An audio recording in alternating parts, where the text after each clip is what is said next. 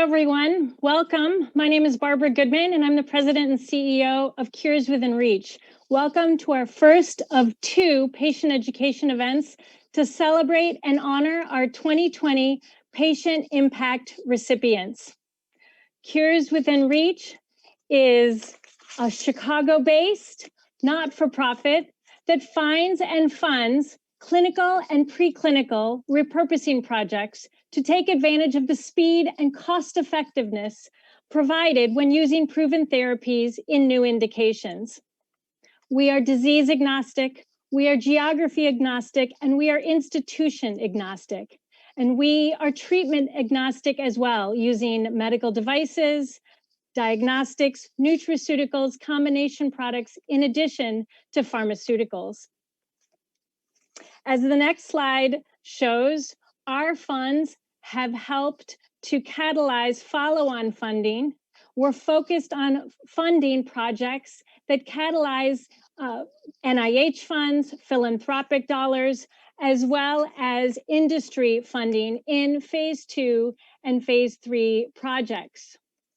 We have projects specifically that focused on this area because we fund the pivotal phase 1 trials that are so critical to patients, whether there's a commercial value or whether there's a philanthropic value, because the patient opportunity is what's most important to Cures Within Reach.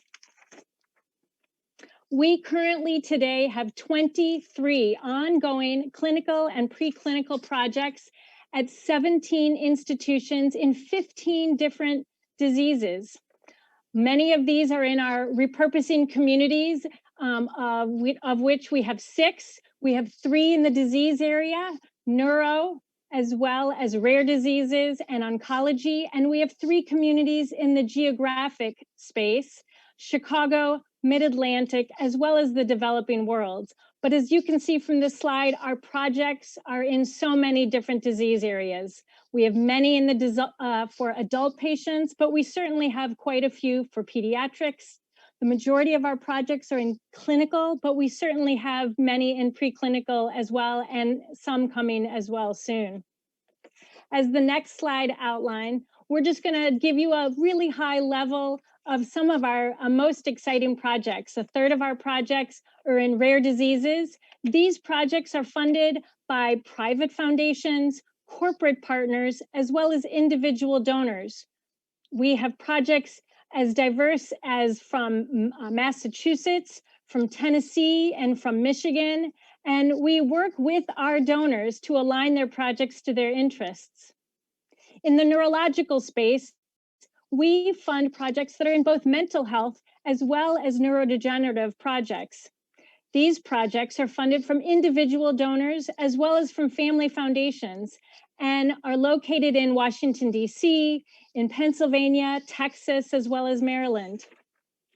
Our projects for inner ear are interesting because we've worked with a family who's got a very specific passion about making an impact through a pipeline of opportunities to make an impact in this vestibular inner disease disorder.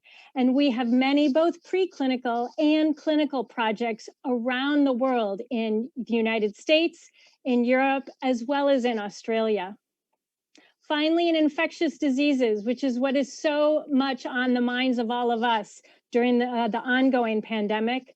Not only do we have projects in South America and in Africa working on tuberculosis and dengue fever, but we are soon to be funding COVID-19 trials based here in Chicago. The projects in Africa and more coming soon in the developing world are part of our regrow pilot, where we are focused with an industry partner to build capacity for clinical trial research based on researchers who are living in low and low middle income countries to make an impact on patients that they know best in the developing world themselves. And not only these 23 projects, but we have 13 additional projects that are signing soon. We have 7 projects in rare diseases, including 4 in oncology. We have 3 projects two of which I already mentioned in COVID-19, as well as several more projects in their inner ear disease area. These projects are based in California, the United Kingdom, Illinois, as well as South Carolina. Not only that, we have a coming up funding opportunity for making an impact in any disease area that will impact veterans with unmet medical needs. We're very excited to be launching this in the next month. So keep your eye out on our website and in our emails to learn more about this. We're also fundraising right now to research any disease area for research that's led by a woman scientist or clinician, as well as any disease area for funding by a researcher who's of minority for Blacks and Latinx community members. We're very excited about those initiatives as well. Tonight, you're going to hear a really exciting event, a patient education event. As I said, part of our Global Health Repurposing Awards. We would not be here without our partners, our community members, our repurposing community members, both industry players as well as service providers, as well as those who are interested in making an impact with patient education. So we have many people and organizations to thank. We have our philanthropic donors and foundations. We have our key corporate partners like Horizon, Fujifilm, Recordati, and Takeda, as well as the many other organizations that are listed on this. Thanks to these organizations, patients and caregivers are able to attend this event for free. I'm going to turn it over to Claire Thibodeau, our Scientific Affairs, Director of Scientific Affairs, to walk you through our program tonight and our agenda and our panelists. Thanks, Barbara. And thanks to everybody who's joining us here tonight. We're so glad that you could make it to learn how patients can impact the regulatory process. Our goal at Cures Within Reach is that each one of you will take at least one new nugget of information back, something maybe that you didn't know before. And based on the speakers we have tonight, I'm pretty sure that we can meet and maybe even exceed that goal. So to start, we're going to begin with brief presentations from each of our panelists and from our moderator. From there, we'll move to a panel discussion, and then we'll have live Q&A. And this is really important for all the attendees here tonight. You will be able to submit your questions at any point during the program by using the engagement panel on the right-hand side of your screen. Simply submit your question, we'll gather them, and then we'll pass them along to our panel for that live Q&A session. Following that, we'll begin our Global Health Repurposing Awards part of the evening. As Barbara said, the Cures Within Reach Global Health Repurposing Awards recognize leaders, repurposing leaders in the areas of industry, philanthropy, and research. And tonight, we'll be hearing from two of our awardees, our 2020 awardees in the areas of industry and research. And of course, it wouldn't be an evening without some fantastic speakers. Tonight, we're joined by Andrea Furia-Helms, who will be moderating. Andrea is the Director of Patient Affairs Staff at the US FDA. Also on our panel tonight, we have Tammy Kim from the Oncology Center of Excellence at the FDA, Dan Louie from the Katz Foundation, and Ken Phelps from Camargo Pharmaceutical Services. Each one will bring their own unique perspective on patient engagement in the regulatory process. So with that, I'm going to turn it over to Andrea to start the presentations. Andrea, take it away. Thank you so much, Claire. I want to say thank you for everyone for joining us today, and thank you for Cures Within Reach for the opportunity to share how FDA involves patients and other advocates and perspectives that are really important to the agency in our work and in really understanding what's important to patients. And I'm really honored to be among the other distinguished panelists today that you will hear very shortly. Next slide, please.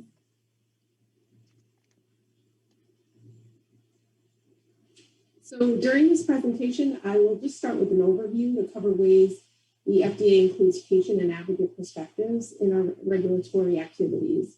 I also want to share some resources that may be helpful to you that you can take with you and use when you might need them. You might have to refer back to them as there's a lot of engaging with FDA. And then we'll hear some specific talks from our panelists and have a discussion, which will be followed by questions and answers from you, the audience. Next slide, please. So a good starting point is to talk about why we think patients and caregivers are really important to hear from. Patients and caregivers provide insight and issues and needs and priorities that are important to them and their family members, of course. They are providing diverse opinions and experiences, and it really sheds light on risk tolerance and potential benefit. And really, let's not forget the real world experiences in real world settings that remind us of the human element in this process. So ultimately, patients are at the heart of FDA's work and all of our activities. Next slide, please. So this is a busy slide, and it's not meant to go through every component of it, but it's just to demonstrate the ongoing patient engagement activities at FDA. It might seem that including patient perspectives in FDA's work has been something recent, but really that's not true at all. It's been ongoing for over 30 years now. It's hard to specifically pinpoint when patient engagement at FDA really started, but there was an increase of engagement at the height of the HIV/AIDS crisis in the late 1980s. But since that time, involving patient stakeholders in our work has increased and evolved with many ways patients and advocates can participate in FDA activities. Next slide, please. So about patient affairs, who we are, what we do, but before I get to that, I think it's helpful to have a little bit of history behind that. As I mentioned, there was an increase of engagement at the height of the HIV/AIDS crisis in the late 80s. In response to this, the office was established to interact and build relationships with patients and advocates, and specifically at that time, the HIV/AIDS community. That office expanded to include oncology and then eventually all serious and life-threatening diseases and conditions. In more recent years, there have been center-specific patient engagement offices and staffs that have been established. And as you can imagine, each center has unique products they regulate, so they have specific issues they need to understand from patients and advocates. Patient Affairs was established in late 2017, so we're still fairly new. But we were established because there was a trans FDA study on patient engagement activities that determined a need for cross-center effort at the commissioner level, and really with a focus on cross-cutting issues. And we also noted from our stakeholders that it was really confusing where to begin at FDA in contacting the agency when they wanted to engage. So we also became the central entry point, or front door, if you will, for patients who do not know how to begin in contacting the agency. So Patient Affairs works closely with all the medical product centers, that's including drugs, biologics, and devices, as well as other offices, and we really work together to collaborate with patient communities, enhance patient engagement efforts, and ultimately find ways to improve patient perspectives in FDA's work. Next slide, please. So these are just some of the programs and activities I will talk about briefly today. Our patient listening sessions, our FDA EMA, which is the European Medicines Agency Patient Engagement Cluster, the Patient Engagement Collaborative, and how we're enhancing communications with our patient stakeholders. Next slide, please. And so I'll just start off with these activities by talking about the patient listening sessions. Next slide, please. Patient listening sessions are one of the many ways that FDA has expanded to involve patients in our work. They really encourage the communication between the patient community and FDA staff. So I'll go into more detail, but I just want to talk about that the focus right now with the patient listening sessions are on rare diseases. And they are conducted in collaboration with our partner, the National Organization for Rare Disorders, or you may know them as NORD, through a memorandum of understanding. I also want to acknowledge the Reagan-Udall Foundation for FDA. They have been really helpful and instrumental in helping to support these sessions. So patient listening sessions help allow FDA staff to engage directly with patients and caregivers and hear their experiences, which help better inform medical product development and other regulatory issues. So for example, listening sessions can really provide a better understanding of disease and treatment burden, functionality, and impact on daily activities, and what are the priorities to consider when developing medical products.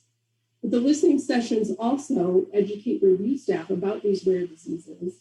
They help patients and advocates better understand FDA's work just by participating. And it's really a starting point to inform early stage research and development. Next slide, please. There are two types of listening sessions. They can be requested either internally from FDA staff, and that's really when staff have a specific set of questions to ask a particular patient subpopulation. But they can also be requested by patient organizations, and it's really when a patient community wants to share their experiences and perspectives with FDA. But no matter what type of session, during these sessions, FDA staff will either ask questions or simply listen to better understand the patient's experience with a disease or condition. We've completed about 17 so far this year, and because of the high demand we are for the patient-led ones, we are scheduling those starting for 2021. At the bottom of the slide, I just wanted to share with you information about the listening sessions, where you can find that information, and that includes all the meeting summaries for those that have been conducted so far. Next slide, please. So something we often hear is, why doesn't FDA and EMA, the European Medicines Agency, collaborate more? Well, we actually do. The European Medicines Agency and the FDA have established a number of clusters over the years, including pediatric medicinal products, oncology and hematology products, which will probably cover pharmacovigilance, rare disease, blood products, and those are just to name a few. There's 14 of them currently. And because patient engagement is a priority for both agencies, and after a mutual fellowship exchange between the EMA and the FDA, the patient engagement cluster was established. And we really focus on sharing our approaches for engaging and involving patient stakeholders. We talk about high-profile topics of mutual interest, especially those with potential high public interest. And we talk about priorities and goals for continued collaboration to enhance our engagement efforts. At the bottom of the slide, there's a reference for an article that we published together, and if you are interested, you can really learn about our mutual learnings and what we've implemented from them. Next slide, please. So the Patient Engagement Collaborative is a collaboration between the FDA and the Clinical Trials Transformation Initiative, also known as CITI, and this is through our public-private partnership. It's comprised of an external group of patient organizations and individual representatives to explore topics about enhancing patient engagement in medical product development and regulatory discussions at FDA. We launched the first cohort in August of 2018, and they really wanted to focus on communication. So they've been so helpful with us in improving our For Patients webpage, which I'll get to in a little bit. And now we're really discussing a program to educate patient communities about FDA, what we do, and how patients can get involved in our activities. Next slide, please.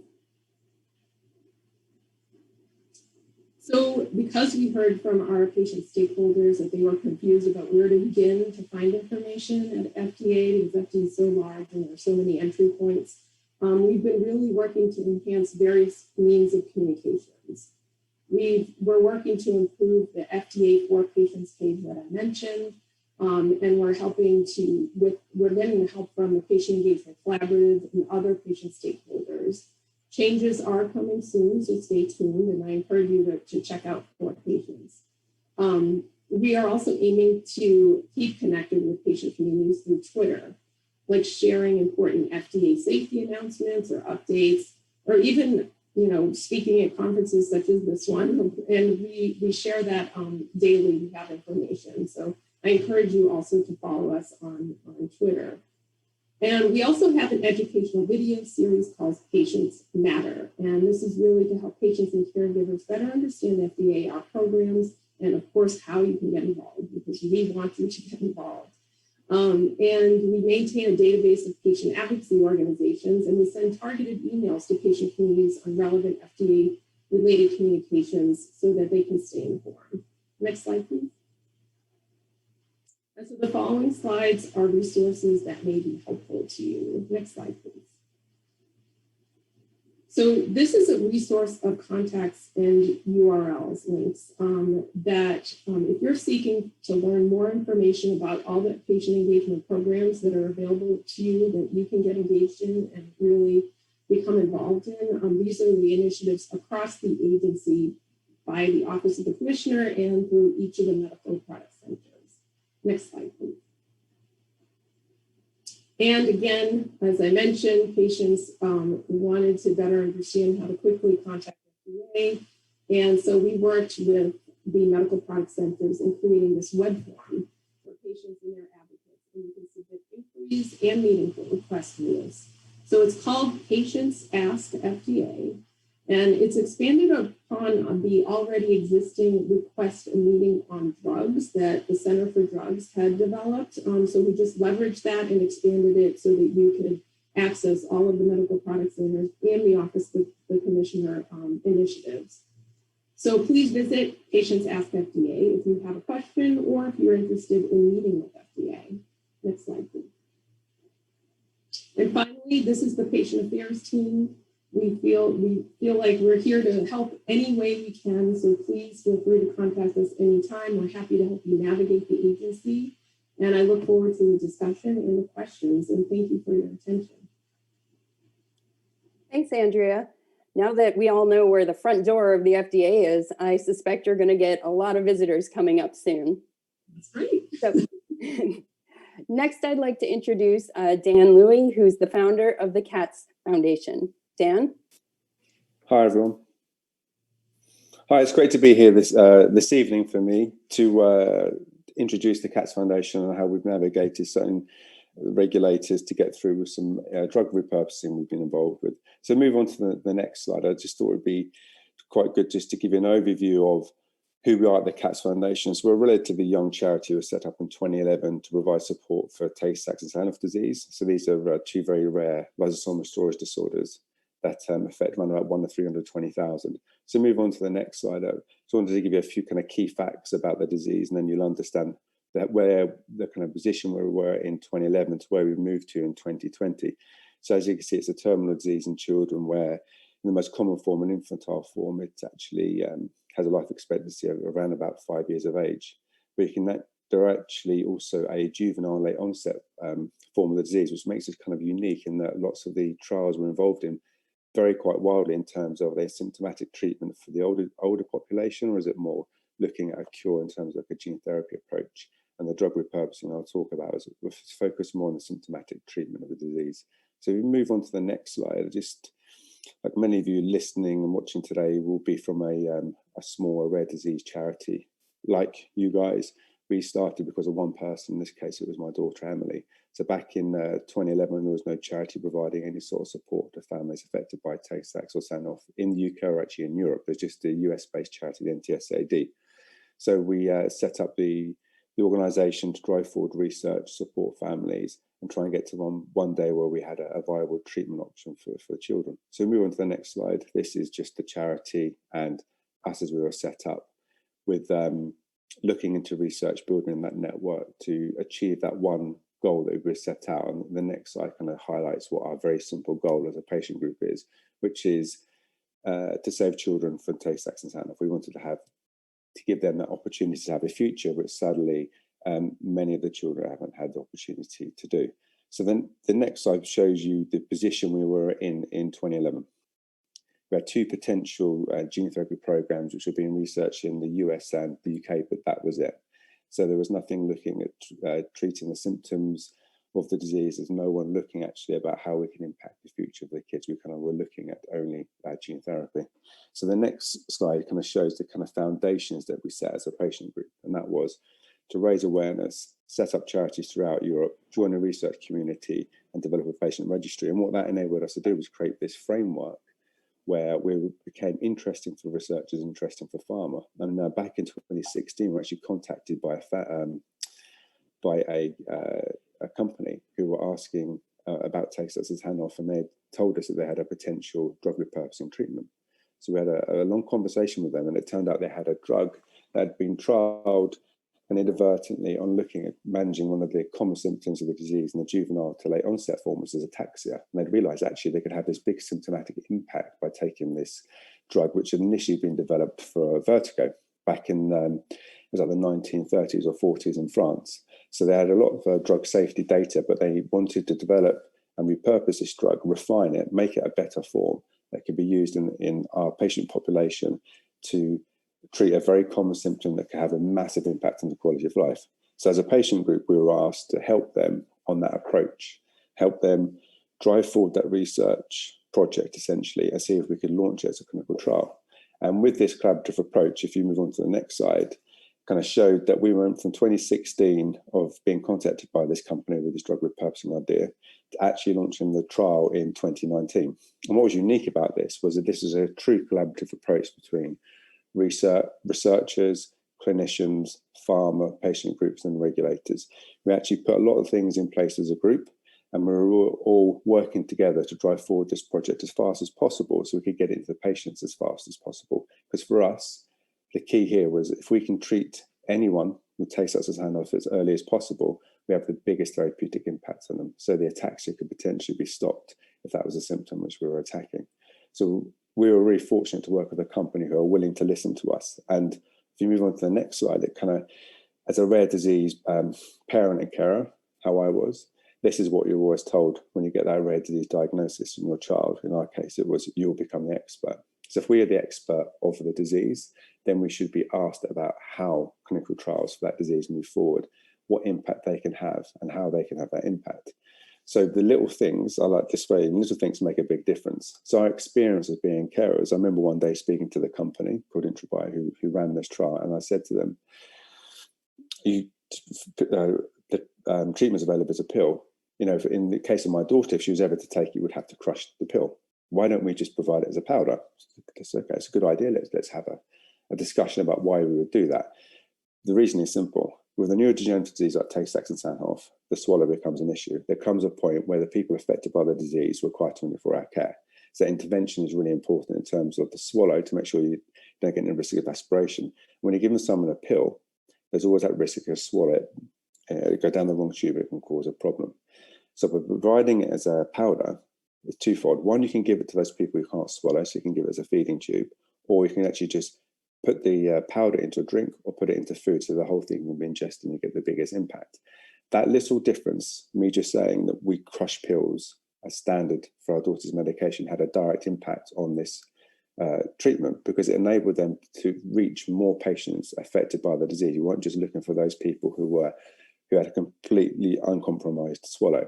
And those little things made a big difference. From the company side, it took more work for them to provide the drug in powder format because it was lots more packaging they had to do. It wasn't produced as a pill box, but they understood the benefit and they listened to us as a patient group and as the experts of the disease to know that you could reach more patients providing it as a powder. If you move on to the next slide, I think as a patient group, one thing we've always been very confident to do is to ask why. You should never be afraid to ask why. When they initially set up the trial design, they were looking within a double-blind placebo trial, kind of like a standard clinical trial design.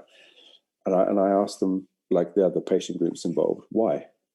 Why are you going to give a placebo to people who are dying? At the end of the day, everyone affected by taxoxazanov is going on a downward trajectory in terms of the disease. It's in many ways quite cruel to give someone a placebo. Why can't we put them all onto the drug?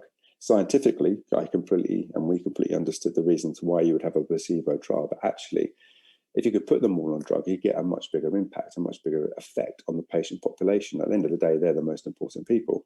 So we went to regulators of the FDA, we went to the EMA, and we talked it through with them about how and why we wanted to change the trial design. And this is what happened. Everyone who took part in the trial went straight onto the drug, and to see the impact measured against outcome measures that were specific to them as individuals. We had a very unique trial design, which is really a really interesting project to have been involved in because we've seen maximum effect by the drug itself. Now, if we move on to the next slide, this to me is one of the keys here. These are the most vital people in any clinical trial. In our case, this is all the children and all the adults and all the people affected by the disease. They should always be at the forefront of the discussion.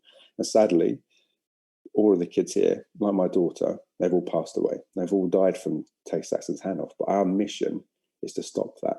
And by being involved in as many research projects as possible, as many clinical trials as possible, we think we can make that big impact, drive the research forward, and actually put the patient at the forefront of the discussion. At the end of the day, that's where they should be. If you just move on to the next slide, this is a project we were involved in and set up in 2015. This is the first patient registry for Tay-Sachsen's handoff. We actually just presented this as a poster at NORD. We now have data. We've now been able to get pharma interested in us as a rare disease. We're one of 320,000. We're very rare, but we've been able to move things on for quite quickly. So the next slide shows you where we were in 2011. So this was the landscape for us getting that diagnosis. There wasn't really much happening. We move forward to the next slide. You'll see where it was in 2020. And what this just shows you is how much progress we've made in such a short space of time. This isn't by luck. This is by pure hard work from our side, by getting pharma involved, by getting researchers involved, by getting clinicians involved, but also being a collaborative organisation with our other charity partners all around the world to drive things forward. So now we have clinical trials started. We have many more moving forward in the pipeline, which are going to be in the US and in Europe, and also we have many upcoming trials, which for a very, very rare disease shows huge progress. And at the end of the day, the next slide is what we want people to have. We want to give them hope. You know, sadly, my daughter Emily passed away at the age of 8. She had, a tough life, and she was completely dependent on us for care. But as a family, we want to do anything we can to help those children diagnosed in the future, that they actually have the opportunity to have a future. And we really think since 2011 until now, we're now giving people and families that kind of light at the end of the tunnel, that one day we are going to get there. And I think the progress we've made in the last 9 or 10 years is huge. I'm really excited to see where we can get in the next 10 years. So thank you very much. The next slide. It's, if you have any questions, please ask in the panel, or drop me an email. Thank you, Dan. Thanks so much for sharing your story. The work that you do and other rare disease parents do is truly amazing and inspiring. So thank you for that. Okay. Next, I'm going to turn it over to Tammy Kim from the FDA. Tammy? Hi, everybody. Can you hear me very well, or is it pretty clear? Okay, good. So I just want to go over how patients can impact the regulatory process in oncology products. I'm from the Oncology Center of Excellence, but I hold 2 positions. One is in the OCE, and the other is in the Office of Oncologic Diseases, which are basically the review office that handles all the marketing application and review of INDs for oncology drug products. So if you can go to the next slide. I have nothing to disclose. Next slide. Okay, so just to give you some background on the Oncology Center of Excellence, we abbreviate that, or we call it the OCE, and we really interact with the 3 centers that are responsible for regulating oncology products, and that's the Center for Biologics and Research. They handle the cell and gene therapies. CDER, which handles the drugs, and that's actually the center which regulates many of the drug marketing applications that you see today. Most of the biologic applications that you're seeing coming from the cell and gene therapy aspects are coming from CBER, but the drug side is coming from CDER, and that's the Office of Oncologic Products that sits under the CDER Center. And then the Drug Device Center is the Center for Drugs or Device and Radiologic Health, and that's named CDRH.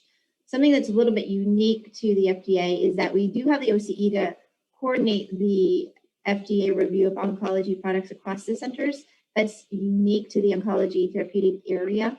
There's only one Intercenter Institute within FDA, and that was enacted under the 21st Century Cures Act. And the OCE was established in 2017. Can you go to the next slide, please?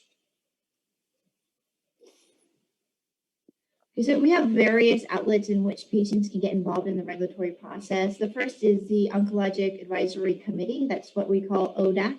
And this is where specific marketing applications are presented to an advisory committee.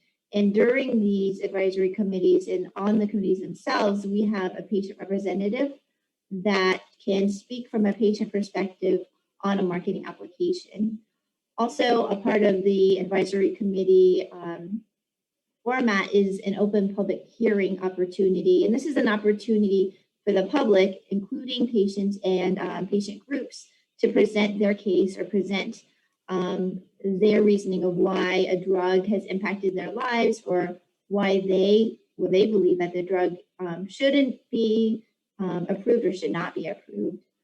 The other outlet that we interact with patients with is the special government employee route. We call this the SGE route. Say we have a question in the study design, maybe some adverse events that certain patient groups are experiencing or certain patient populations are experiencing. We may consult the patient as a special government employee to opine on a certain application. It might be a drug marketing application, or it could be at the IND study design stage. Also, we have various meetings within the Oncology Center of Excellence, and mainly within the Office of Oncologic Diseases. A lot of patient groups, they request to meet with us about general drug development processes or concepts. We can't really talk about specific drug marketing applications because, of course, those discussions happen between the drug companies themselves and the FDA, but we can talk about certain general concepts like specific endpoints that would matter to a patient group.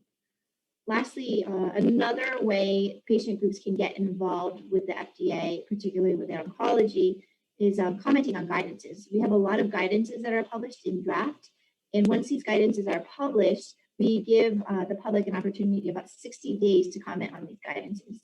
So can you go to the next slide, please?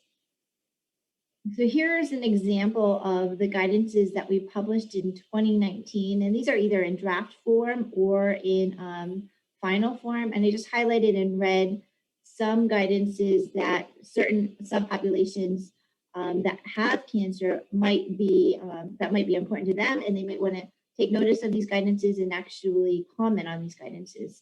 So when we had a guidance that was discussing developing drugs for the treatment of male breast cancer. The other thing that we're trying to do is we're trying to broaden our eligibility criteria in clinical trials, particularly for patients where clinical trials were typically not involving a certain population. So traditionally in cancer drug development, many companies didn't want to involve patients with brain metastases. So what we did is we, from an FDA perspective and oncology perspective, sent out or actually wrote a draft guidance on how companies can and should include patients with brain metastases, because when the drug is approved, it will be used in a real population, a real world population, and that includes patients with brain metastases. So we are trying to reflect certain populations where companies have traditionally excluded certain patients. They wanted a clean population, quote unquote clean population, but we're encouraging certain populations to be included in these studies so we can have a better reflection and get more data on where the drug will be used once it's approved. So if you can go to the next slide. Okay, so here are some of the meetings that OCE has had with patient groups. We've had a Partners in Progress workshop, and this is this past November, we had our 3rd annual Partners in Progress workshop, which was an educational workshop for patient advocates and we provided basic training on how FDA interacts with patient advocacy groups and also how patients can get involved in cancer drug oncology or cancer drug development. So we gave a primer of the drug approval process, different sessions on expanded access and accelerated approval. And you can see our agenda. I provided a link here. So if you want to see any of the topics that were discussed and then any of the materials that were presented, you can go to those materials and view them. Also, we have OCE patient group meetings at our major professional society meetings, annual meetings. So each year, of course, we have the ASCO annual meeting, which includes more than 40,000 oncologists and oncology healthcare professionals and regulatory agencies, as well as drug industry and patient advocacy groups. So every year we hold a patient advocacy group meeting to discuss directly, the FDA directly talks to patient advocacy groups at ASCO. And it's about a 1 to 2 hour meeting going over special topics. And because we've done this at ASCO, it was very popular within the patient advocacy group. And we also carry this same meeting out at AACR as well. Another opportunity for patient groups are to participate or actually attend a workshop that we hold with Duke. And this workshop is called Triple ADV. It stands for Accelerating Anti-Cancer Agent Development and Validation. We go over different hot topics that are coming through the oncology offices, such as expedited programs, breakthrough therapies. And even a couple of years ago, it was very interesting, probably about 2-3 years ago, we talked about decentralizing clinical trials and what an effort it takes for patients to get to clinical trial sites. So it was very interesting that we had this about 2-3 years ago, because that fit nicely, and consequently with what happened with the COVID situation, because we were also getting calls when the COVID pandemic happened. We were getting calls from drug companies basically saying that their patients cannot get to these clinical trial sites. So what can we do to basically get drugs to patients at this time? So it was interesting that we had this conversation about 2 to 3 years ago, but it did definitely help inform, how we could instruct the drug companies and what was acceptable to us during the COVID pandemic. And lastly, there was a lot of changes, as I'm sure everybody has gone through because of this pandemic. We shifted our focus very quickly within the OCE once the pandemic was announced. We've been hearing from drug companies, we've heard from patients that they couldn't get access to the clinical trial site. So we held about 12 listening sessions with different oncology patient groups just to hear what is going on in the community, regarding difficulties in getting their treatments. The next slide, please. We have a lot of different patient-focused OCE projects. One of them is called Project Community, and this is led by our Associate Director, Rhea Blakey. She's at the bottom right of the slide. And what this is about, this project, it's a community-based initiative focusing on introducing the work of oncology experts to people in the community. So the primary audience of this program or this project includes cancer survivors, patients, and patient advocacy groups, primarily in areas where there aren't many resources and the population is underserved or underrepresented. We also have another project that coincides nicely with Project Community, and this is Project Equity. What this project does is it has been developed to coordinate and direct efforts to improve inclusion of underrepresented subgroups or populations. And this is really meant to even out the playing field for providing racial equality, ethnic equality, and also gender equality amongst these groups in clinical trials that are geared towards oncology products. Next slide, please. So here's another project. There's actually a couple of more. There's actually a lot of projects I didn't list on these slides, but a couple of them that are pretty nice to mention is Project Facilitate. This is a pilot program, and it's an expanded access program. And expanded access is basically for patients who have exhausted all therapies and also exhausted all approved therapies, and they can't get to a clinical trial. They can't get enrolled into a clinical trial for some reason. So we developed and implemented this program probably maybe about a year and a half ago in 2019. And this program assists oncology healthcare professionals in requesting expanded access to investigational therapies for patients with cancer. So previous to Project Facilitate being implemented, an oncology healthcare provider or professional would call any one of the 3 drug oncology divisions, or they may call CBER, or they may call the commissioner's office, whoever whatever number that they found to request an expanded access program.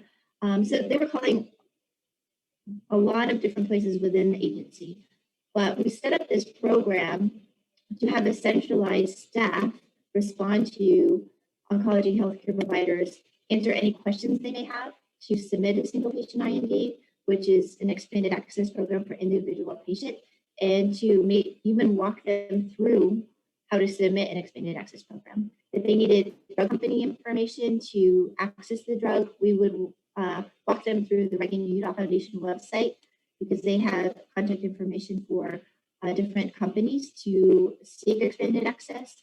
If the healthcare provider needed an IRB, a centralized IRB, there's about 4 or 5 IRBs that are listed on the Reg and Utah website, and we will walk them through that as well. So essentially, it's really a program and a call center to help oncology healthcare professionals get investigational drugs for their patients if those patients cannot get enrolled into a clinical trial. The other project I think is very interesting, because we just started this, I think it was May 2019, is Project Orbis. And the reason why this is interesting is that we collaborate with regulators around the world to review marketing applications concurrently. So this is only within oncology products, but what we've been hearing with our discussions with different regulatory agencies from across the world is that the US, for some reason, generally gets the marketing application first. And some countries may not get a marketing application at all, one, or they may get the marketing application 3 to 4 years later. And Dr. Padger, who is the office director for both the OCE and OOD, thought that was a real disservice to patients around the globe to get access to medication. So what he had thought is that, hey, we have a lot of oncologists and a lot of professionals working in the OOD and OCE at the FDA. We heard that some regulators may not have the staff that we have, so why not partner with them so they can get access to drugs in their countries as well. So if you could go to the next slide, what we did is we started reviewing marketing applications in May 2019. And we had 2 partners initially, and we started reviewing marketing applications with Australia and Canada. If you can go back. Australia and Canada, and then other countries wanted to join. So Singapore joined on to Project Orbis, as well as Switzerland and Brazil, and was as early as probably 3 weeks ago, the United Kingdom also joined onto Project Orbis, and it was announced in Parliament probably about 3 weeks ago. So they're joining on to Project Orbis, and what this allows is that the FDA will get the marketing application first. We'll contact the drug company to see if they want to participate in Project Orbis, and this allows us to talk to the other regulatory agencies and kind of plan submissions to these countries to see if all of these foreign regulators and the drug company would be willing to review a marketing application, potentially getting approval of a drug in these other countries closer to the time that the US approves the drug. Okay, next slide, please. So here's another program that we have. This isn't necessarily a program, likewise, the Project Orbis isn't necessarily a program where patients get involved, but it's really, these programs are really meant to provide patients with earlier access to an approved drug. So what we're doing is we're shortening the review time, particularly with a real-time oncology review, which is what we call RTOR. So what we did within the OCE is we commenced the RTOR pilot in February 2018. And we did this to facilitate earlier access for the FDA of top-line results and data sets to support earlier review by the FDA of a marketing application. And we published this in the Journal of Clinical Cancer Research. And what we found was between February 2018 to April 2020, RTOR was used to support submissions for about 20 oncology applications. We received the RTOR submissions about a median of 5.7 weeks prior to the complete application. And from the time of complete application to FDA approval, it was about 3.3 months. So we essentially cut down the review time by half for something like with a priority review, which is generally 6 months. If some of you are familiar with the regulatory process, we have priority review and standard review. So priority review is generally 6 months, but we cut it down to 3.3 months. Standard review is generally 10 months for a non-NME. And again, some of these may have been standard and we cut it down to 3.3 months. Okay, can you go to the next slide, please? And some other ways that patients can get involved in oncology drug development in particular is that we have a lot of workshops. These are just some of the workshops that we held in 2019. I've highlighted some that might be of interest in red that were geared more towards, or could be geared more towards patient groups. So we held one in child cancer, in a child cancer population. We also held a workshop with the Reagan Udall Foundation for Project Facilitate. Another one was for clinical outcomes assessments. And lastly, a cancer patient advocates workshop. That was a Partners in Progress workshop that I mentioned previously. Okay, next slide, please. And here's some of the resources that you can follow. We have a Twitter handler. We had that for quite some time, I think in 2017. We have the FDA OCE website, and we list all of our public events on that website. So if we do have a workshop, we'll list it on there, and you could register for the workshop. Many of our workshops, well, actually all of our workshops right now are virtual, so you can just register and participate that way. And we started at OCE annual report in 2018. You can see all of our stats, all the projects that we have, and the annual report for 2020 will be coming shortly. And that's all I have. Thank you. Great. Thank you very much, Tammy. It's really great to hear the proactive role that the OCE is taking in engaging patients. Lastly, I'd like to turn it over to Ken Phelps, President of Camargo Pharmaceutical Services. Ken? Thanks, Claire. Pleasure to be here this evening. So at Camargo, we've been involved in helping companies develop drugs through the 505(b)(2) regulatory pathway for almost 17 years. We've been primarily engaged in looking at repurposing existing drugs, but we've branched out into specializing also in rare and orphan diseases. To get started here, I'd like to talk a little bit about the definition to what we're talking about, and that is, what is a 505(b)(2)? Essentially, a 505(b)(2) is a US regulatory pathway that allows us to use public information that was developed by someone other than the sponsor. Think, for example, the NIH. The NIH conducts lots of studies on existing compounds, active ingredients, and they publish those studies. And so we can sometimes leverage those studies to get approval of these drugs for commercial purposes.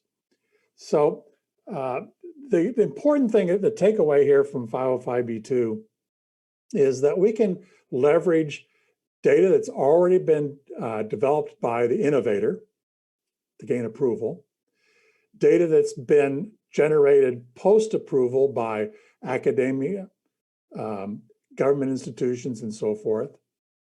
And extremely importantly, we can often leverage the information from the marketing experience, something that we call real-world evidence. So I'm going to be talking about how we engage the patients and health caregivers to improve drugs. It does take all the stakeholders to be engaged. And this panel is a great example of the different parties getting together and trying to explain how we work together to get drugs to patients. So we clearly have the pharmaceutical industry, and most of the people that we work with are the kind of investigators that Barbara introduced earlier, smaller companies chiefly. And the FDA is we view as a colleague in all of this. You may find that surprising coming from industry, but without the FDA's input and counsel, we wouldn't be able to get drugs to patients. But still, FDA is charged legally with trying to evaluate the risk and the benefit. So drugs don't have just a benefit, they also have potential risks. And foremost in all this, of course, is the patients that we're looking to provide drugs to. And again, it's not just the patients. We recognize that there's the caregivers, the healthcare providers, the doctors, for example. And also we have to engage with the payers, who are also, although not represented here, are extraordinarily important for us to be able to understand what's important to them in order to be able to reimburse the sometimes very high prices of drugs.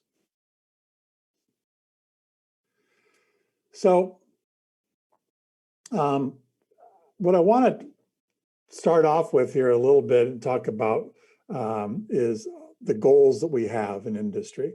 It might surprise you that the goal isn't the FDA approval. It's important, it's a milestone, but what's really important for us to get the drug to the consumer is to have the proper labeling. We can't, in the United States at least, we can't really promote and communicate the benefits of the drug to the patient or the healthcare system without having adequate labeling. And I want to show you why this is so important. Here's an example of some products. There's 10 products on this slide. And all these products have basically the same active ingredient, and they're all focused on the same therapeutic area. But you'll see that some of these products have done very poorly on the market, in the marketplace. And I'm pointing out that we did an investigation to try to figure out why. Why do some drugs do well and some drugs do not do well? And it turned out that the products that have very poor revenue here have inadequate labeling. In other words, the pharma company couldn't explain the benefits to the provider or the patient. In contrast, the products that seem to do well at least had a compelling label. It was clear why these drugs should be consumed. What were the benefit to the patient? What was the benefit to the healthcare system? So labeling is crucial to us to get the right wording on the label. And without getting too technical, the label is the way in which we communicate not only to the healthcare system, but the labeling is also how we communicate with the FDA. It helps us communicate to the FDA, tell the FDA what is it we want to be able to achieve. What is the benefit of our product? What is the risk and the benefit information that we want to be able to communicate? So I'm going to walk through a little bit about how we interact with the healthcare community and the FDA in order to achieve the labeling that we feel is necessary. The first step is to figure out what is our market definition. What are the indications we're trying to seek, and what are the patient types we're targeting? It may seem trivial to everyone here, but it turns out this is not, because you can't just have any indication you want. You have to have something that's well defined, and you'll also have to be able to define the patient population.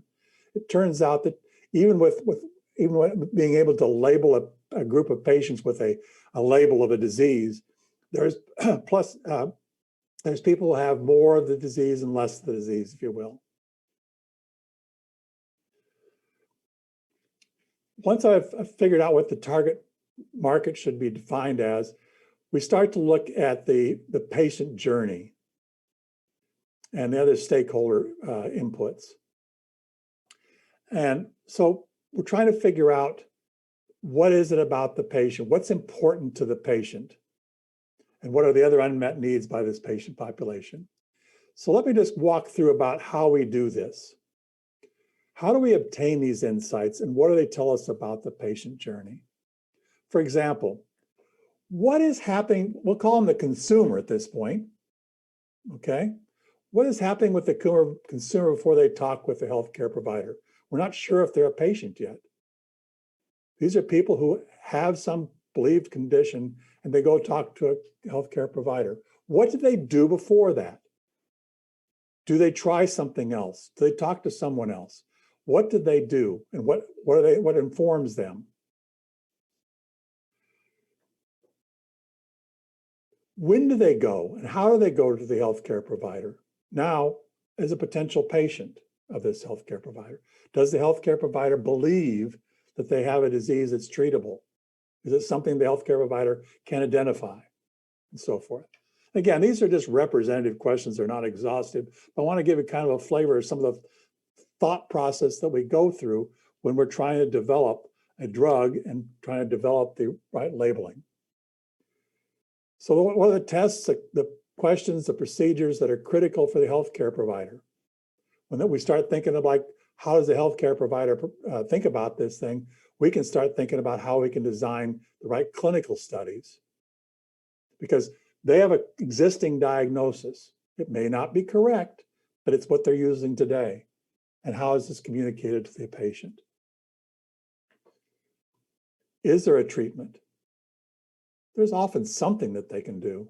What is that? What does occur? And they refer these to another healthcare provider? Are other products used? And then, do the patients follow the healthcare provider recommendation? And so forth. So at the end of, and again, these are just example questions that we use. They're not exhaustive by any means, but it basically it involves questioning patients and healthcare providers and, let's say, all the stakeholders to try to understand some of the motivations, try to understand the disease better and try to develop both the label. And then once we've got that, let me move on here. I'll show you how this works. We'd also do a competitive analysis because there's other people working in this area. So we have to figure out what other people are doing. But what we're trying to figure out, again, from this labeling, is what are the unmet needs? How can we satisfy those? And again, it's prioritization. We can't accomplish everything. Can we accomplish the most important things? And then we need to maximize the differentiation. Again, we're in a commercial world in general here. We have to figure out how can we make our product better than others. And then there's always going to be trade-offs in this development plan we have with the FDA. But it's important now that we understand the labeling and how the patients and the doctors work, we can figure out a way to come up with a clinical study or clinical studies to be able to prove the safety and the efficacy of our product. So by knowing what this label is, we need to figure out how to accomplish it, again, through these study designs. And this is where I hope I'm going to be jumping off in our Q&A, where we're going to be able to talk about some of the critical factors that are important to both industry, the FDA, and the patients. So, for example, inclusion-exclusion criteria. Not every patient's going to be able to be on a study. The endpoints. What are the critical endpoints? What are the endpoints that are important for the FDA? What are the endpoints that are critical to the patients? And they're not always the same. But how can we best prioritize and meet the needs of both groups? The duration of a trial, and then critically the controls. Dan and a couple other panelists also mentioned controlled trials, placebo-controlled trials. Camargo is at the forefront of developing clinical trial designs that are single-armed. And I hope I get to talk more about this in the Q&A session, but we've just published on our blog, camargoblog.com, a whole article on how we've been able to work with the FDA on single-armed trials, single-arm intervention trials with controls. that are come from real world, historical, and so forth. And that's probably one of the more critical aspects of the 505(b)(2) pathway, is being able to leverage real world evidence and trials conducted by other folks. And so the reason why this slide shows that we have to have a balance. Feasible is kind of a catch-all term for, is it cost effective? Is it possible? Can we get patients, et cetera, et cetera. Getting the FDA's buy-in to all these areas, and then getting the healthcare. So making sure that our clinical trial designs can fit all three areas is crucial for us as a group to be successful. So I look forward to talking about some of these concepts I've introduced in the Q&A part of the program. Claire? Great. Thank you so much, Ken. That was really very informative. And thanks to all of our panelists. I know I'm looking forward to this discussion as well. I just want to give a quick reminder to all attendees, please keep your questions coming via the engagement panel on the right-hand side of your screen. We will be collecting those and sharing them with our panelists in a little bit. So now I'm going to turn it back over to our moderator, Andrea Furia-Helms, to begin the discussion. Andrea. Thank you so much, Claire, and thank you to all of the panelists for those great presentations.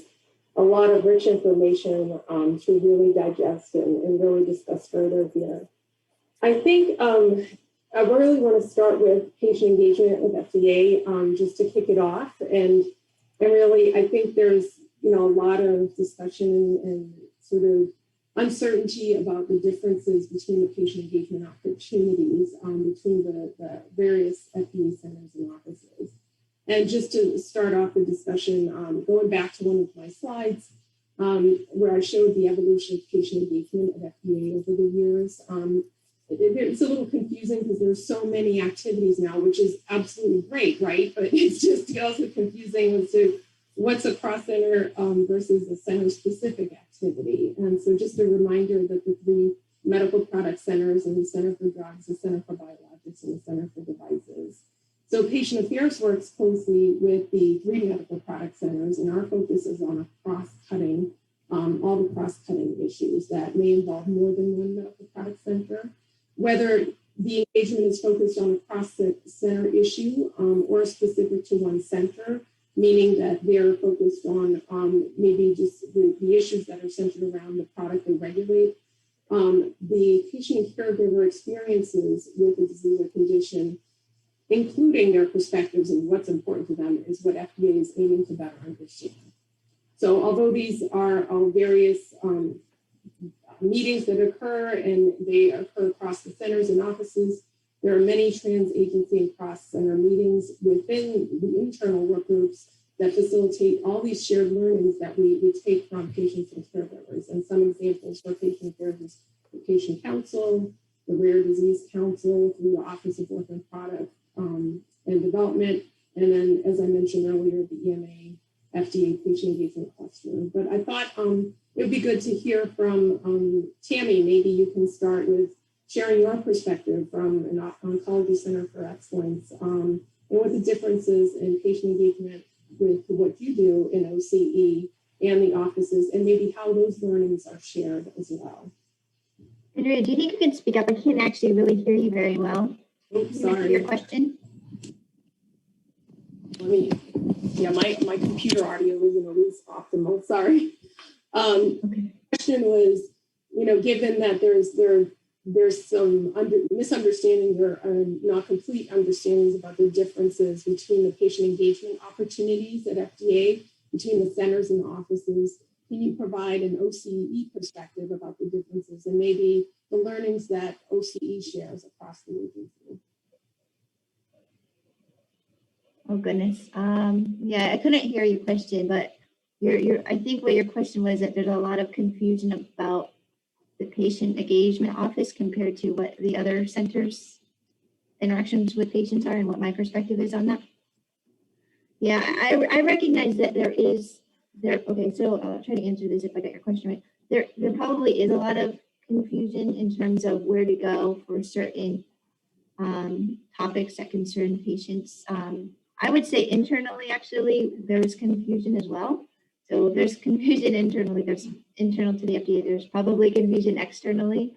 But, luckily we do have the OCE. And even prior to the OCE, I would say that the patient organizations and the pharmaceutical companies and the professional societies had a good relationship with FDA oncology, but that benefited us a lot. If you notice, we do have a lot of patient engagement, but that didn't start with the OCE. That actually started with within the Office of Oncologic Diseases with Dr. Pazdur. And because he wanted to set up a lot of outreach, he basically brought all of these outreach opportunities into the OCE. So I think as far as oncology goes, if patient advocates or patient groups want to contact oncology, they know who to go to. I would say they probably wouldn't go to the patients or patient groups within, or the patient groups handling interactions with patient societies outside of FDA. They wouldn't go to like the commissioner's office. They probably wouldn't go within CEDAR. They would come right to us. They would come right to the OCE. So that's a good thing. That's a benefit that we've had, but that's probably because we've been doing these programs for such a long time. Generally, if we have a patient advocacy group like Longevity, who we've been interacting with, the Pancreatic Cancer Action Network, the Ovarian Cancer Research Alliance, Melanoma Research Alliance, we've interacted with these groups for years. They know who to go to. They'll generally go to Dr. Pazdur, who is the office director and the center director for OCE and OOD, and then we'll meet with them. So the good thing is within oncology, I think there really isn't a confusion for patient advocates of where to go. They'll generally reach out to Dr. Pazdur and then we'll be able to meet. And I don't think that they are going to the patient groups within FDA before they come to us. So, but that's only our therapeutic area. But what I will say is the other therapeutic areas probably don't have the infrastructure that oncology has. So that's another benefit that we have. I would agree with that. OC is very well structured. So let's move on and talk a little bit about patient engagement and with other regulatory agencies. So just throwing this out there to the panelists. So what kind of learnings can you share, or maybe even best practices from patient engagement activities and working with other regulatory agencies outside of FDA? So for my experience has been that everyone is very collaborative, and I think it's having that approach, working with researchers, clinicians, and pharma, that you're all on the same page. You want to drive forward the research. Everyone has a very important role to play, and listening to the patient voice and putting that at the forefront of the discussion, I found to be very useful. So when we do go to the regulators, we go there not merely as someone to make up the numbers. We go along to actually contribute to the discussion, which I think is, since I've been involved in this world, so obviously this is from 2011 when I joined this kind of rare disease and driving research on, is that I've seen this big shift now that the patient groups, when they do go to the EMA, for example, we do have a seat at the table.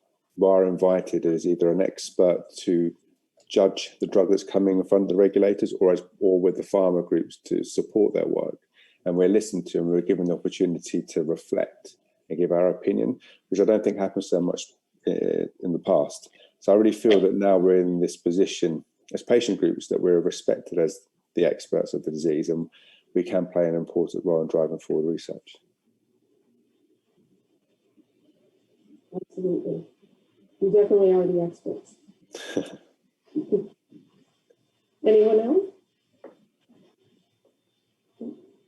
Okay. So let's talk a little bit about the collaboration among all the stakeholders. So really working together with the regulatory agencies, clinical, industry, patients, and how they come together and really some examples about helping to shape the design of clinical trials, and that'll help speed the process and really impact for the future. So how can these groups work together? Just for example, at FDA, there is a critical path innovation meeting forum that takes place where all these stakeholders can come together, and it really is to help advance drug development. And it's something that happens. It's a non-regulatory meeting, non-binding, but it's one opportunity that all these stakeholders can come together to talk with FDA and get some guidance from FDA.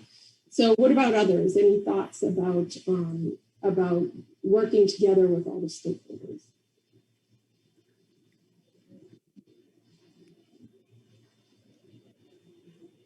So from my experience working with the stakeholders, I think that the success we've had with the different companies we've worked with is being very clear what we all bring to the table. So very different things. So we obviously want a treatment for the patients. That's the thing we want. The pharma company has a piece of research they want to commercialize and make money from. The regulators want to get a licensed drug that's safe and effective.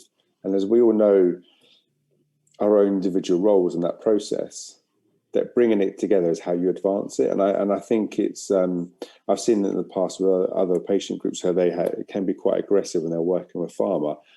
We've always been quite open and honest. We understand their motivations of why they're in this world. They want to make some money, they have a treatment, they want to bring it to market. Our role is just as important there, and also with the regulators and the researchers as well. And as we have boundaries and guidelines about what we are bringing to the process, I've seen things move forward very quickly. I think that collaboration is really, really important. That's what I know I mention all the time the collaborative approach, but I think it's how you can actually move things forward swiftly to actually get to the end of the day any drug to market that can impact your patient population.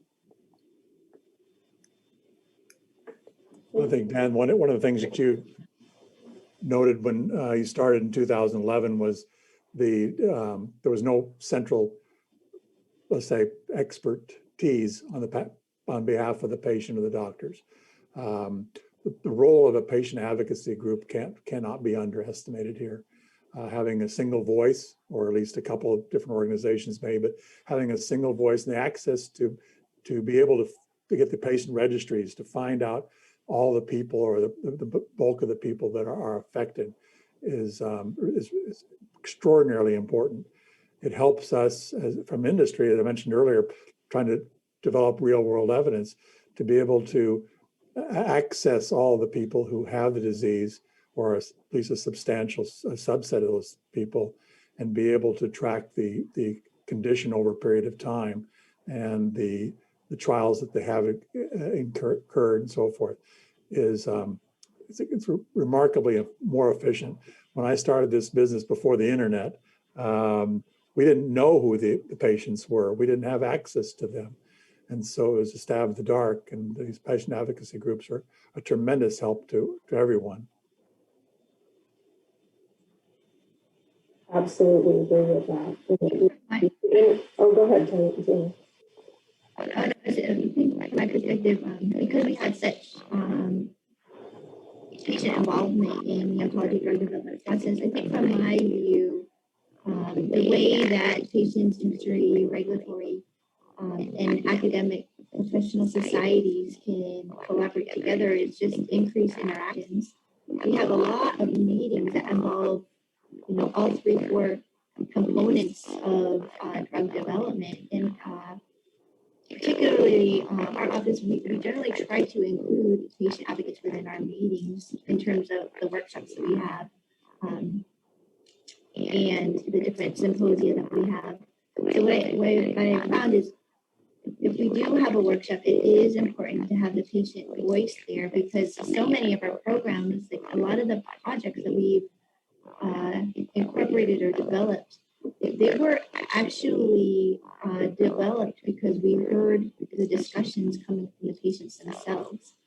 If you take a look at some of the oncology review times, you do tend to expedite a review of marketing applications, because it really is important to us to get these important cancer products to the patients themselves. So we do a lot of outreach, we do a lot of workshops, but I do think it's important to have as many stakeholders involved in a certain disease therapeutic drug development process. Because if you get the right people in the room and the agency reacts to what is being said in those discussions in a positive manner, it really can help. And that's why we do have things like Project Facilitate, because we were hearing anecdotally that people were saying that they couldn't get access to investigational drugs easily, or their physicians weren't even trying because they thought it was going to be, they basically thought if they submitted a single patient IND, the FDA wouldn't grant that a single patient IND, when in fact, we grant over 99% of those.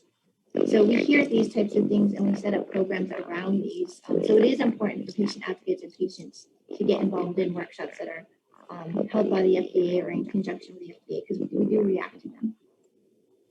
We have something similar in Europe with the scientific advice working parties, where patient advocates are invited to sit on the panel when drugs are being judged. And it's I was invited to that one in 2016, 2017. It was a really interesting process to actually see how the regulators go about their business in evaluating a drug, then how they interact with industry, and then what happens post-meeting when people then have the discussions. And I think it's a really important step for patient advocates and patient groups to see actually that entire process and what goes into it. It's not just a simple company goes to regulator and says, this is the drug we want to go to market, yes or no.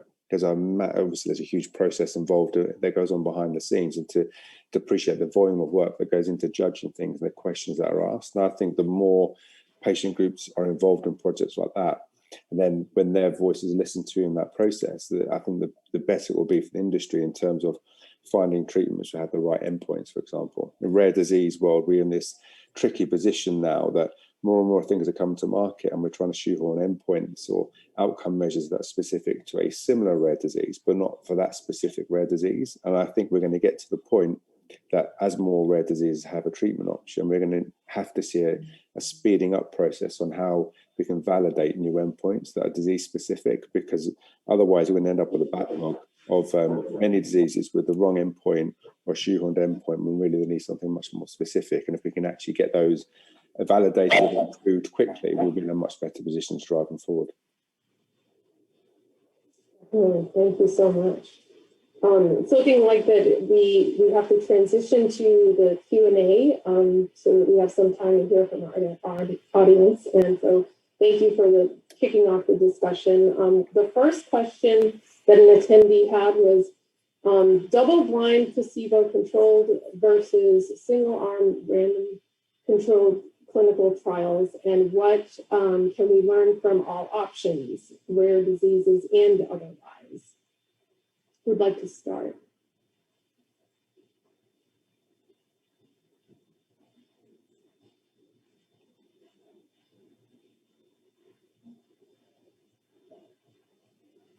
Okay, I will, because this has really been critical to the work that we've been working on with the FDA and the pharmaceutical companies over the last several years. We think we've made a great deal of headway in trying to understand how to meet the requirements of everyone here. There's a pretty well-defined set of standards that have to be met in order to have a single controlled trial. Well, first of all, let's back up and point out that why do we have a randomized controlled trial to begin with, placebo-controlled trial? It's important that we have to have a control. It's important, both science, but from a regulatory point of view, the law says that we have to have our approvals based upon trials that are well controlled. That is in the law. And so the question now becomes is, what is the control? And so the gold standard has always been a placebo-controlled trial, at least in the United States. And so what we've been able to do over the last several years, with obviously in conjunction with everyone else, the FDA and so forth, and that is to be able to figure out how can we have a single arm intervention trial and have a proper control. And again, I'll say it depends upon the particular drug, the therapeutic area, and so forth, but how we can accomplish this. But basically is to try to explore with the FDA, how can we meet the requirements of the law? How can we meet the requirements of good science? At the same time, have a practical trial. In other words, being able to have a trial that can be executed. And through all those different areas there, we've been able to establish several of the criteria that we can all agree upon that the clinical trial design must meet in order to meet the requirements of everyone. As I mentioned before, if you go to Camargo's blog, you'll see a recent posting that details some of the attributes that these clinical trials have to meet in order to reach everybody's requirements. Thank you. Got another question here. What will change post-pandemic with patient engagement at FDA? I'll just start to say that from patient affairs, our patient listening sessions were sometimes in person, and those have changed to completely virtual. And although some patient organizations felt that it might not have been as meaningful and impactful being virtual to really be face-to-face in a room with each other, but it's also allowed a lot more broader participation across the country, because coming to the FDA campus is no easy feat, as many might know. And so it has allowed more perspectives to be included. But just to turn it over to maybe Tammy and others, if you have any thoughts about an experience with during the pandemic and how patient engagement may have changed. Can you hear me? Is there an echo?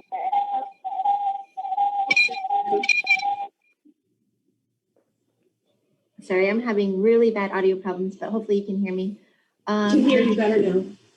I think the question is, how are things going to change post the COVID pandemic in terms Patient of engagement, yeah, post-pandemic. I mean, you can never really tell. I mean, we're still in the midst of it, but I know that a lot of things are going virtually, and I predict that it probably is going to remain virtual. I think what we found, particularly right now during this time, is even the reviewers at the FDA had said, you know, particularly like these major oncology society meetings like ASCO or ASH, where you get 40,000 people going to these annual meetings. But, you know, some of the things that were pointed out, like that's a major, like I would say, environmental footprint you're leaving. All these people flying around the world coming to Chicago for one annual meeting. So I think, and people are discovering that they can participate in drug development conversations virtually, and it can be effective.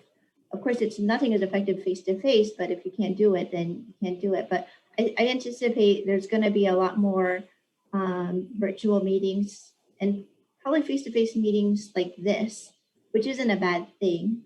I think that's, yeah, I think that's pretty much. The other thing is like, one thing that I alluded to at the AAADV meeting, and this isn't just patient engagement, but I do think clinical trials will change, because you know, we did start working on or even talking about decentralized trials probably about 3-4 years ago at that AAADV meeting, I remember. But I do think there's going to be opportunities because of the hardships on patients. Anyway, minus the COVID pandemic, particularly with elderly, particularly with people with younger children trying to get to clinical trial sites. You know, we heard situations where, you know, patients and their families would have to basically give up a job to go to a clinical trial site to take care of their kids. So I do think, hopefully, because of this, it will spawn more accessibility to clinical trials by way of decentralizing clinical trials. So I do think, you know, unfortunately the pandemic is here, but I do think, you know, because of this, we're thinking of better ways to have more participation in trial sites by hopefully making it easier on the patient. I agree, and I really hope we don't get into a position where we don't flip back to how things were pre-COVID. I think remote patient monitoring is the way forward. I work for a company who specialises in this, and we see the benefit. It's not just reducing burden on the patient, obviously having to travel to sites, it's actually then burden on the family life. As you mentioned, having to travel huge distances to go to trial sites, one parent having to leave their other children to travel with that child if they're in a clinical trial, maybe staying for months and then not being able to work. The cost impact is huge. So I really think this shift now will make trials much more accessible for more people, and potentially will make them cheaper for companies to run. They don't need to have trial sites. They can just have research nurses to go out and collect a lot of the biomarkers need to be collected in person, but they can do a lot of this remote patient monitoring, which hopefully will then move the process on much quicker and getting these trials finished. So thank you so much. I just want to squeeze in one more question because I think it's a good one. And I think, Ken, this is directed to you. How does industry balance patient outcomes with the business requirements? Interesting question, because it almost suggests that they're not the same. I was going to say, we're in the business of facilitating great patient outcomes. I mean, that's the business we're in.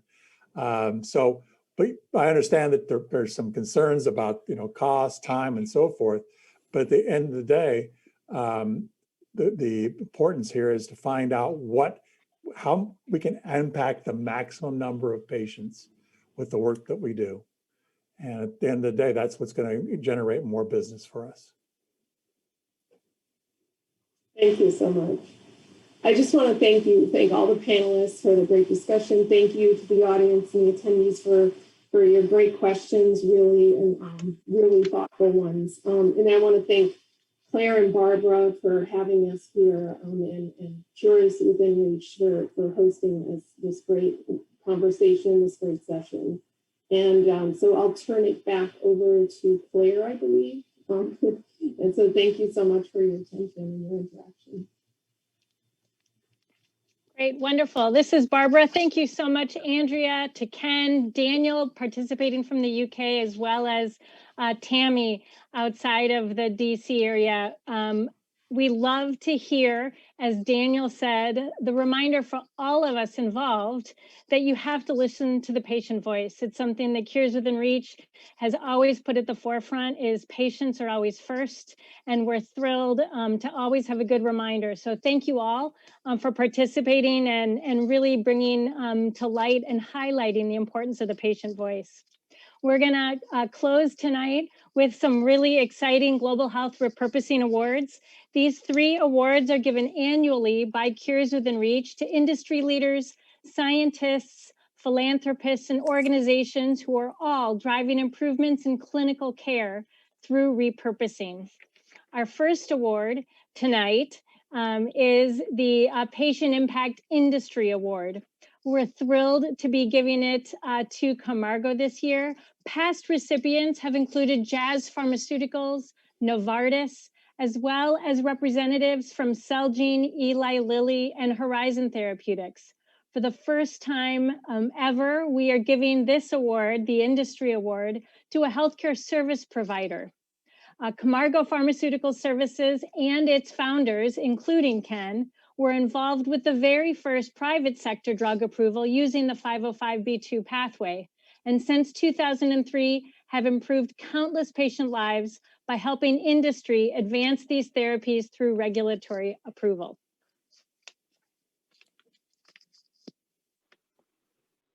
The Patient Impact Industry Award is given to an industry leader who has made positive patient impact by contributing to the growth and profile of repurposing research within the healthcare industry through financial, operational, or collaborative support.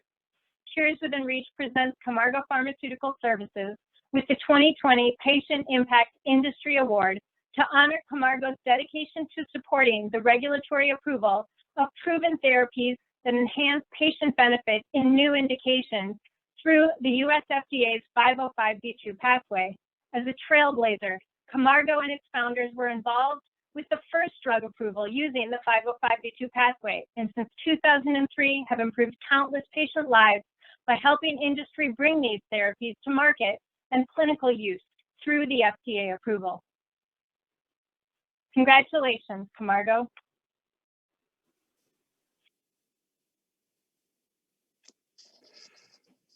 Thanks, Barbara. Greatly appreciate the recognition that Cures Within Reach has granted to Camargo's work on behalf of all the customers we've had over the years. As you mentioned, we were one of the first companies in the United States to take advantage of 505(b)(2). We've shared that knowledge with literally hundreds of companies.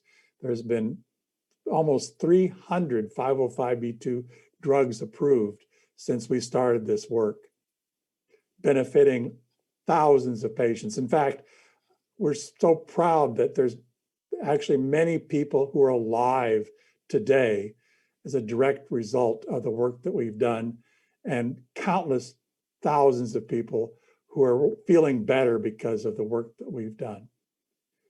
We've developed this pathway in conjunction with the FDA to make it more cost-effective way to bring drugs to market. And we look forward to decades more of helping people of all persuasions across the world to take advantage of all the work that's being done by the pharmaceutical industry. Thanks again to Cures Within Reach, and thanks to this panel for the opportunity to participate today to communicate the kind of work that myself and their staff is doing every day. Wonderful. Thank you so much, Ken. We're thrilled to have you accept on behalf of Camargo Pharmaceutical Services, and congrats to your entire team. The next award we're going to be giving tonight is the Janet Davison Rowley Patient Impact Research Award. This award is given to one or more researchers and clinicians who have created positive patient impact through repurposing research. Past award recipients have included Dr. Denise Faustman of Mass Gen Harvard, Dr. Scott Weir, the University of Kansas Cancer Center, researchers from Mayo Clinic, from Fordham, as well as the Children's Hospital of Philadelphia. This year, for the first time, we are giving this award not to a researcher or two in a lab, but an entire research program. The Janet Davison Rowley 2020 Patient Impact Research Award is being given to SPARK at Stanford. As the dean of the Stanford University School of Medicine said, Stanford Medicine is greatly honored that Cures Within Reach has chosen SPARK to receive this 2020 Janet Davison Rowley Patient Impact Research Award. This recognition not only reflects the breadth and depth of drug repurposing at SPARK, but it also reaffirms our institutional mission to benefit populations locally and globally. As Lloyd continues, I'm grateful to Kevin Grimes and Daria Moakley-Rosen, who have led this visionary translational research program that has become a model to many others around the world.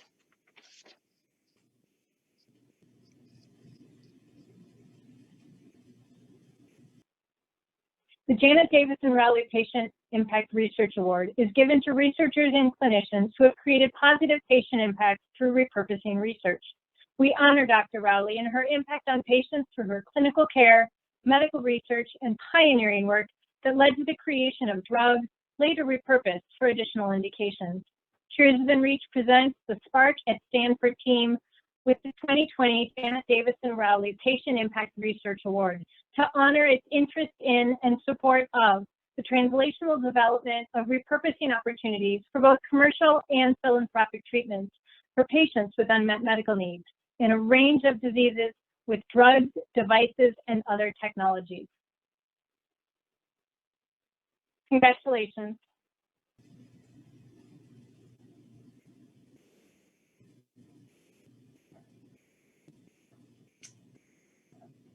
Thank you very much. I'm very honored and humbled to accept this award on behalf of my co-director, Daria Moakley-Rosen, the SPARK team, and especially on behalf of our very generous industry advisors who are largely responsible for SPARK's success, and the many faculty and trainees who have worked tirelessly to advance their discoveries to make things better for patients. SPARK is a program that works to advance faculty and trainee discoveries and reduce it to practice so that we can bring therapeutics to patients who have unmet medical needs. And about a third of what we do has been in the repurposing space for rare pediatric diseases, global health needs, for cancer, for neurodegenerative disorders. We love repurposing because it reduces the risk and the timeline and really allows us to bring therapeutics to patients at lower costs more quickly. I think virtually all of us here have recognized the critical role of repurposing now in the midst of the COVID pandemic, when we need drugs for patients who are dying today to really reduce the disease burden and mortality. And we've also seen many of the challenges of repurposing in the COVID pandemic. At SPARK, we have 2 IND-approved drugs literally waiting for funding to bring it to patients that have very promising scientific underpinnings. But if you're a small biotech or an academic institution, it's very hard to get the financial resources to bring these forward into patients. I particularly want to thank Cures Within Reach. I want to thank Barbara and Claire and the team, their generous donors and industry partners, because Cures Within Reach is really fulfilling an absolutely critical need in this space. They've shown great vision, being at the forefront of trying to match promising repurposing projects with the resources that they need, whether it be financial or advice or whatnot. And they've always put patients first. And I think because of this and because of their mission, patients are benefiting. So I've admired your organization for some time, and we're really humbled by this award. Thank you. Wonderful. Congratulations, Kevin, Daria, and the entire SPARK at Stanford team. We're thrilled to honor you this year with this award. I want to also acknowledge our 3rd recipient, Drugs for Neglected Diseases Initiative, who's receiving the 2020 Golan Christie Taglia Patient Impact Philanthropy Award. We will be giving DNDI as well as SPARK their awards at our next patient education event. It's not too late for everyone to register if you haven't already. It's on November 2nd in the middle of the day, since people from Europe at Drugs for Neglected Diseases Initiative are also participating. And the topic here is also very patient focused. It's on repurposing for pediatric patients. We have a really exciting panel planned. It's not too late to register as well. So please join us where we have another patient education conversation. With that, I want to again thank all of our speakers today, our moderator, Andrea, as well as Daniel, Ken, and Tammy for participating in such an important conversation. We're thrilled to be celebrating and honoring SPARK at Stanford, as well as Camargo, with a conversation that's really important to be having today. I also want to thank our industry partners, our community members, as well as all of our philanthropic organizations that are so critical to the work that we do. Thank you so much for your support, your engagement, and thanks to the entire Cures Within Reach team. And I want to wish everyone a wonderful good night. Thank you so much for participating. Thank you. Thank you. Thank you, everyone.